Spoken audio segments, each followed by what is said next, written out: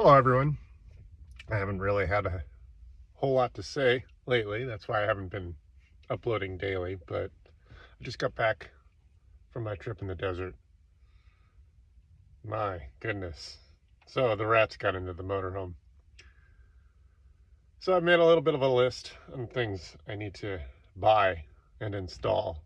One of the biggest mistakes I made is leaving my engine cover off and the step that covers the batteries.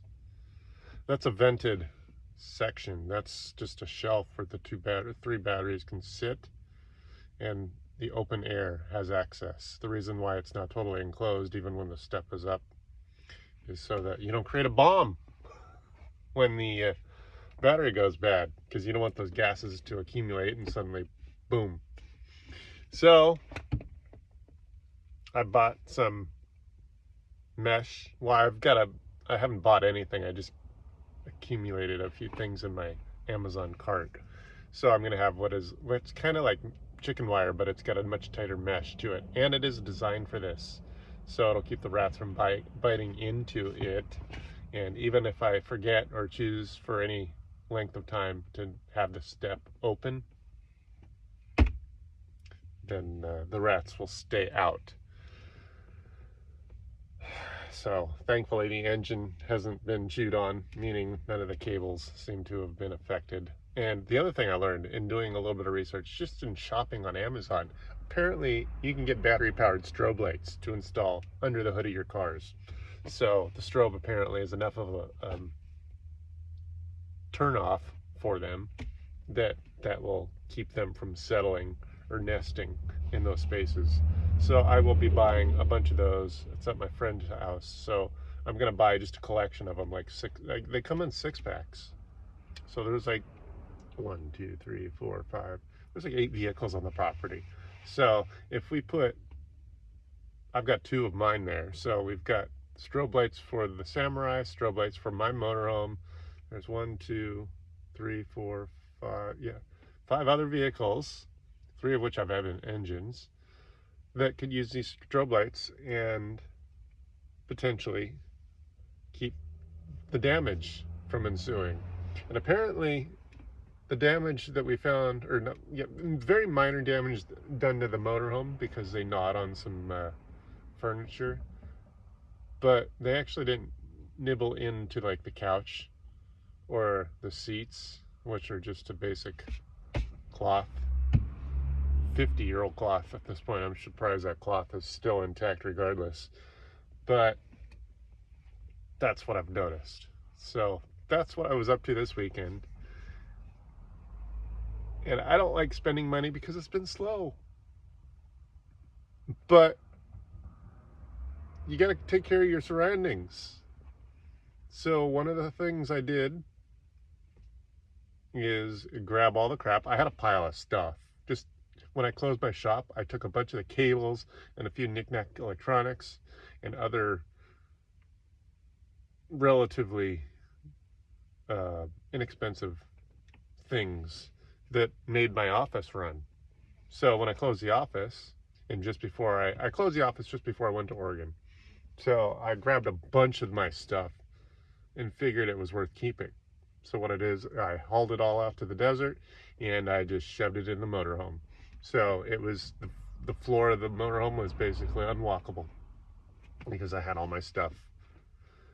And then I spent 10 months in Oregon, and now it's been another 2 or so months here. And now what I've realized is I don't need that stuff.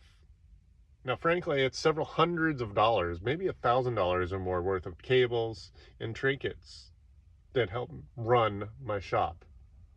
Adapters, hard drive docks, flashlights, microphones, microphone cables, power cables that are now considered potentially obsolete because USB-C is now most of the modern laptop. Smaller laptops are USB-C charged, which is great because when I look at all this, it's like, wow, this all looks like legacy chargers. So that was among a bunch of those. So what I realized is that I was hoarding. That was hardware. It might have had a bit of value, and if I were to reopen my shop in any near future, it would be somewhat valuable. But what I realize is that I'm not going to get a shop in the immediate future. So when I get enough of an income, I can easily spend a relatively small amount of money to get going again. And the fact that I threw out $1,000 worth of cables and trinkets is a relatively small issue. One of the issues, or one of the philosophies I've decided to embrace is that spending a little bit of money is a little bit of money. Getting rid of hoarding is a part of that. Recognizing that that hardware is basically just clutter in my literal space. It's a sign that there's a loss of order in my mind. So, wow, it was 150 miles from where I spend most of my time. It's still mine, and my motorhome is being used as storage. That's not what the motorhome was designed for. It's not what I want to use it for. So I've decided this $1,000 worth of cables and trinkets needs to go. I will spend the money to get more updated hardware. And the other thing is those cables have been mishandled. They've been walked on, they've been tangled up, they've been just yanked on. So even if they're reliable, I don't want to have reliability issues and wonder, oh, well, these cables, I understand, were mishandled. So if you know your pile of trinkets has been tossed around, yanked on, stepped on, tripped over, it's more reliable to assume it's bad. When I need to spend the money, I will. When I can get the money, it's because I've got so much money that I'm willing to throw it at a rent bill, which has to happen every month. So I'm comfortable getting rid of a bunch of stuff. And coincidentally, it's funny, my sister sent me a, not a meme, one of those 30-second shorts about decluttering, and basically what I've said already. Your mind is no more orderly than your immediate surroundings.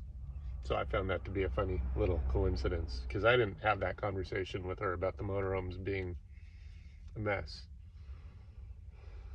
So yeah, I haven't talked about it. Well, I actually talked about it briefly, but I didn't show the inside of it because it's just a mess, and no one needs to see the rat droppings that I was left behind.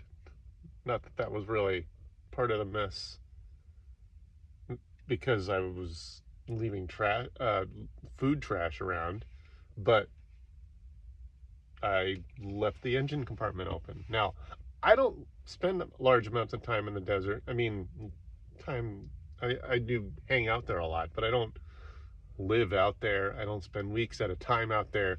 So it was a lesson learned the hard way for me, because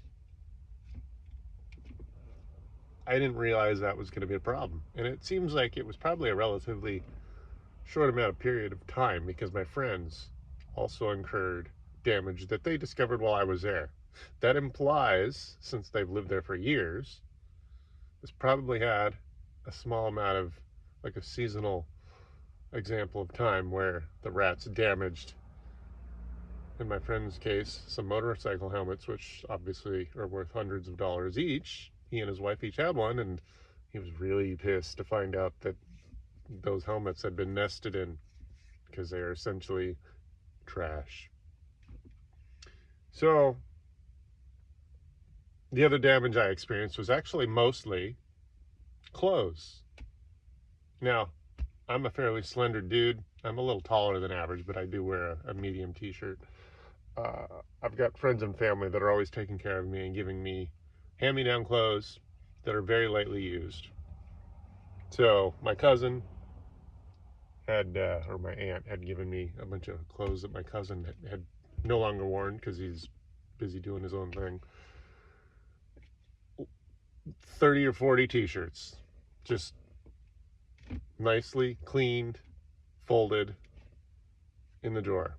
But those were part of the damage. So I'm not even going to try to wash them. Just cut my losses.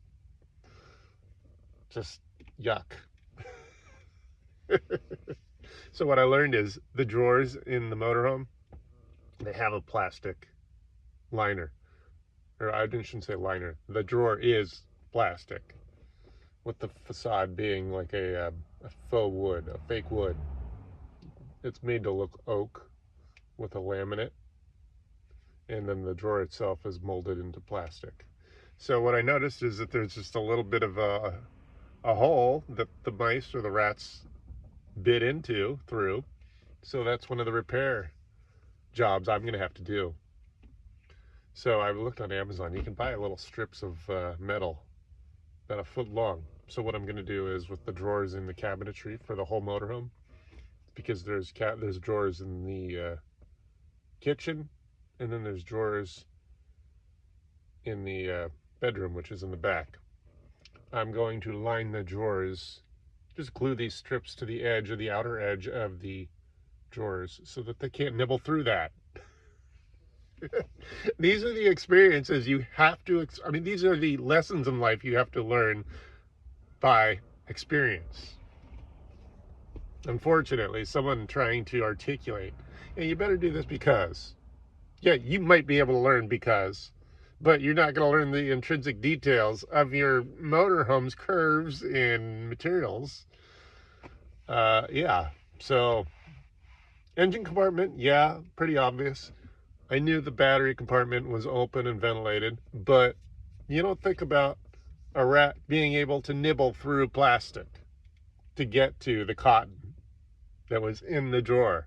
And they had nicely nested into those clothes. And of course, there was rat poop everywhere.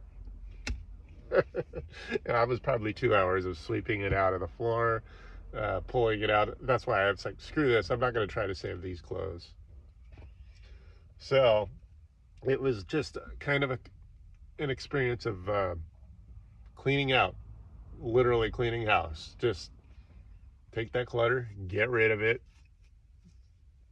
I've got more than enough clothes, even still, because there's a closet in the motorhome where I have hanging shirts that didn't get damaged.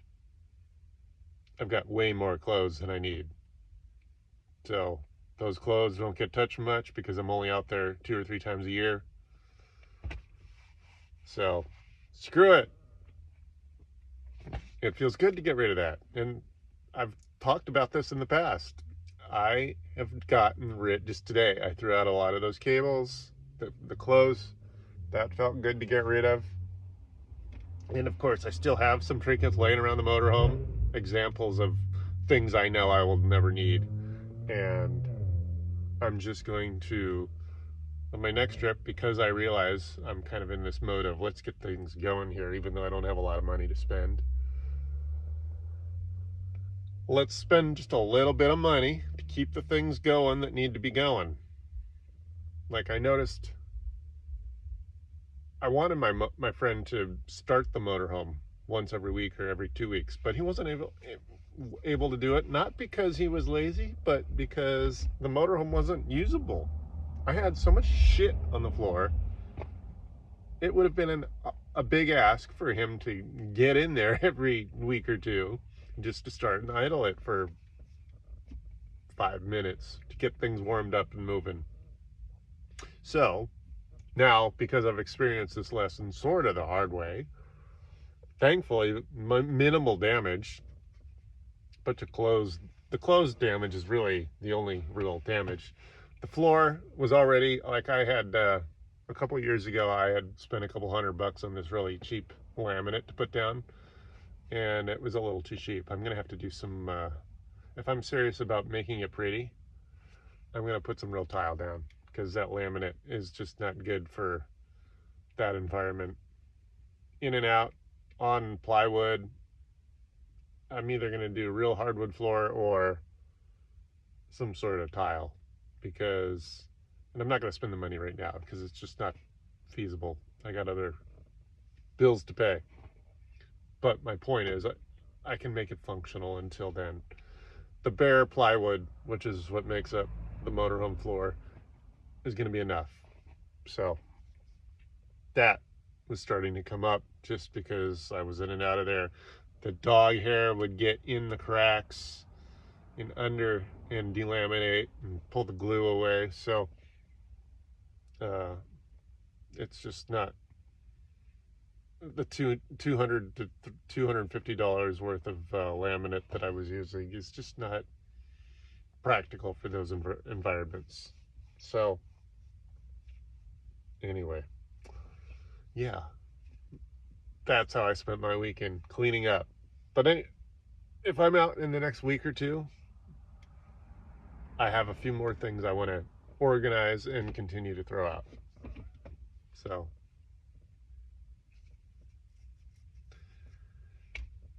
that's pretty much how the weekend went. And I guess I'm starting to realize things are slowing down, and it's not just my bad business acumen or my laziness. I keep talking about how I don't have a lot of cash laying around because business has been slow. I've been looking for work. No one's hiring a livable wage. But quite frankly, it looks like things are just slowing down in general. And in a way, I kind of feel better knowing it's not just because I'm lazy, not just because my business acumen is poor, but the economy is slowing down. Which brings me to the other part of life I have to be tactful with. I got a customer who owes me like $1,300. Now this customer's been he's been hiring me for more than a dozen years. And I mean probably at least once a year. So I sent him a Venmo request. He showed me so he's a self-employed lawyer. So I understand the self-employed life, how feast or famine is how it goes. He's showing me the 3 or 4 customers who owe him money. Now, you can imagine a lawyer in LA. I didn't even ask him what he earns, but you can imagine it's several hundreds of dollars an hour. I only charge less than that. But I'm trying to be tactful here. I think I've given him, I sent him out a Venmo request and he hasn't responded. I also tried to have a conversation first just to chat him up because I kind of wanted him to pay at least part of the bill because I need the money. But he didn't respond.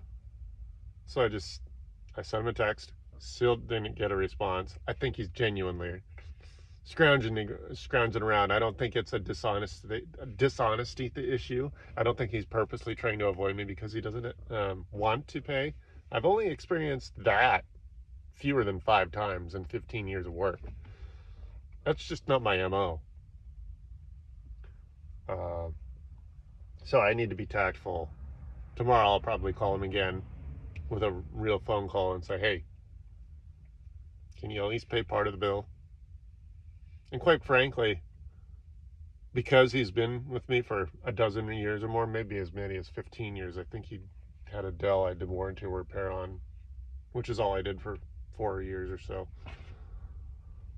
I'll give him a discount. My customers that have had the confidence to hire me that many times for that much time, they pay less than what the clients have been paying me for the last year or so. So I'll give him a discount, but the number I gave him, that $1,350, is undiscounted. So he needs to give a little. So yeah, I mean, but that's my negotiation. So it's like, dude, this is what everyone else for the last year or so has been paying, undiscounted. You had me work for 5 hours on a Sunday, a day off, most people's day off. Now I have to wait for it. So I'm curious how you would deal with this. I'm a sole proprietor. I know that companies generally have a little bit of a grace period, often having like a net 30 where they have a grace period of 30 days to pay. Me personally, I generally do like a net 7. I give my companies that I work for a week. That basically gives them the professional time to put my efforts into their bookwork. But I generally don't wait more than 7 days to get paid. So, but for all my residential customers, I do generally get paid before I leave. This customer has been given this grace period because he's been with me for almost as long as I've been up to what I'm up to. He's more tenured than 90% of my client base. So that's what I'm working on. Have a good night.